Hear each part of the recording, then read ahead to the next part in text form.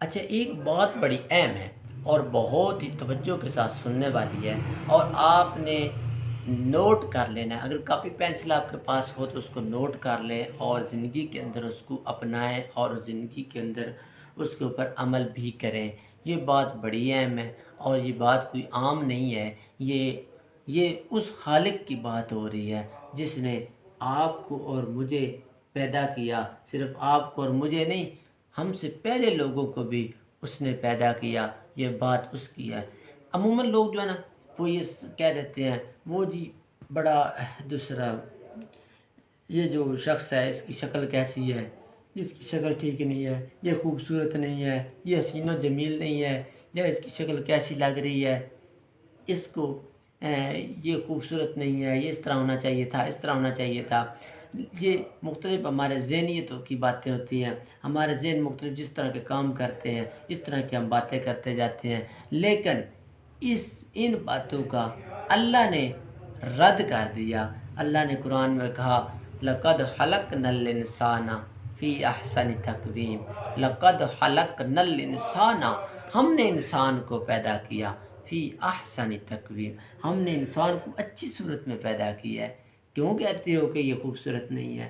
ہم نے انسان کو خوبصورت پیدا کیا، ہم نے انسان کو بنایا، اور جس کو اللہ تعالیٰ اپنے ہاتھوں کے ساتھ بنائے وہ بلا بدصورت ہو سکتا ہے؟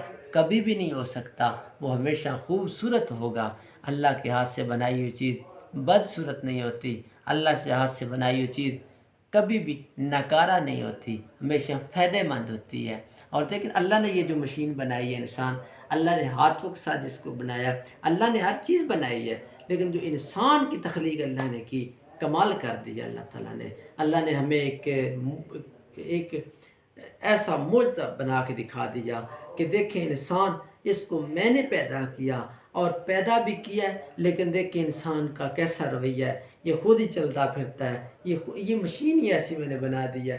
میرے اور آپ کے ہاتھ سے بنی ہوئی مشین جو ہے نا، اس کے لیے ذریعوں کی ضرورت ہوتی ہے، اس کے لیے بڑے بڑے مسائل ہوتے ہیں، اس کے لیے ہمیں وسیلے بنانے پڑتے ہیں۔ اگر ہم نے کوئی چیز بنائی ہے، اس کو چلانے کے لیے ہمیں کچھ نہ کچھ چاہیے، اس کے اندر آئل چاہیے، تیل لگائیں گے، اس کے اندر اور چیزیں لگائیں گے، پھر وہ جا کے چلے گی۔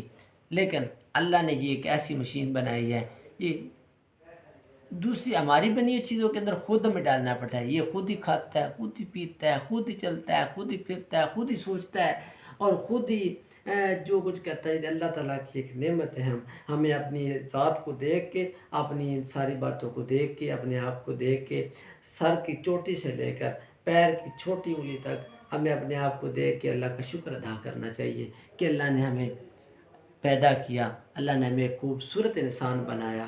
ہم اپنی خوبصورتی پر ناز کریں اور اللہ کا شکر ادا کریں۔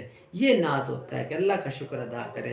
وہ ناز نہیں ہوتا کہ ہم اپنی خوبصورتی دے کے لوگوں کو کہتے پھر کہ میں بڑا اچھا ہوں، میں بڑا خوبصورت ہوں۔ نہیں، ناز وہ ہوتا ہے کہ ہم اپنے آپ کو دے کے اللہ کا شکر ادا کریں، اللہ سے شکر ادا کریں کہ اللہ نے بغیر مانگے ہمیں سب کچھ دیا ہے۔ نیکسٹ ویڈیو میں آپ کو انشاءاللہ مزید تفصیل کے ساتھ بتاؤں گا کہ اللہ نے بغیر مانگے ہمیں کیا کیا عطا کیا۔